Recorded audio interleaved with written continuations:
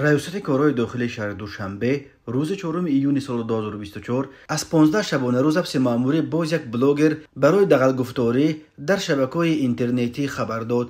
ملیت پایتخت تاجیکستان گفت با وجود تاکیدهای همیشگی و اندیشیدن چاره‌های دخلدار قانونی، متاسفانه هنوز هستند برخی نفرانی که توسط شبکه‌های اجتماعی به پا نمودن نوارهای دارای الفاظ قبیح و کاسته کننده آداب و اخلاق جوانان مشغولند. خود اسدالله قرقولوف یا نزدیکانش برای شرح ماجرا دسترس نیستند. از اول سال جاری نلکه دست کم پنجمین حالت حبس و جریمه بلاگرها در پایتخت تاجیکستان برای پهن کردن ویدیوهای ضد اخلاقی در اینترنت است. در جامعه برخی مجازات بلاگرها را حمله به آزادی بیان می شمارند، ولی برخی دیگر از مقامات برای کشیدن لجام بلاگرهایی که ازت میگذرانند ستایش میکنند.